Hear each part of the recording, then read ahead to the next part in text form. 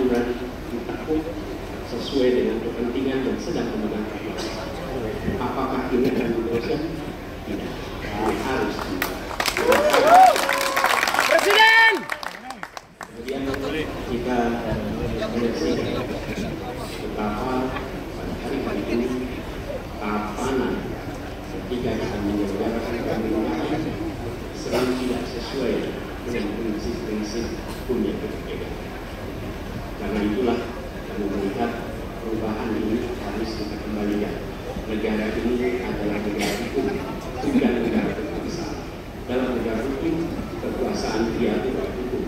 Dalam negara kekuasaan, hukum diatur oleh penguasa. Pada saat ini, kita lihat hukum itu harusnya tegak. Dalam kenyataannya, dia tajam ke bawah dan tumpul ke atas. Dan kondisi ini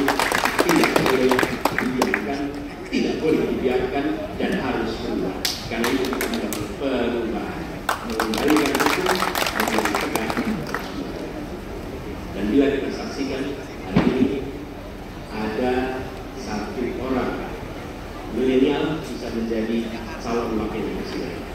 Tetapi ada ribuan milenial generasi Z yang peduli pada anak bangsa, yang peduli pada mereka yang termarginalkan.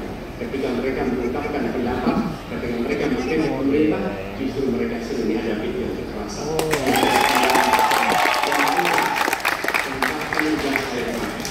Apakah kondisi ini akan dibiarkan? Tidak. Kita harus lakukan perubahan.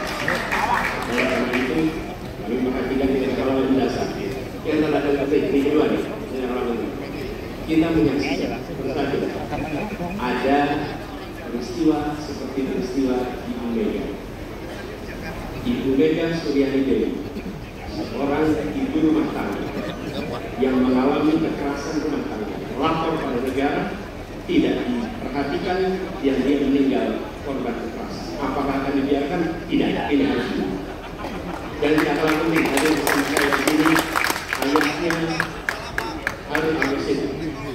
Harun Al-Rashid adalah anak pemilih pendukung Pak Prabowo di Pilpres 2019 yang menuntut keadilan pada saat itu. Protes hasil pemilu. Apa yang terjadi? Dia tewas sampai dengan hari ini tidak ada kejelasan. Apakah ini akan dibiarkan? Tidak.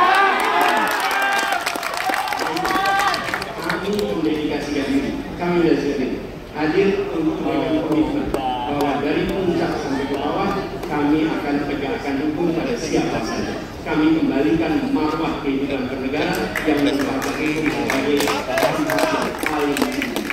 Dan ketentuan itu berlaku pada semua, termasuk ketika menyangkut urusan ASN, menyangkut urusan TNI dan Polri. Terima kasih. Assalamualaikum. Kita akan lanjutkan. Kami persilakan kalau Presiden nomor 2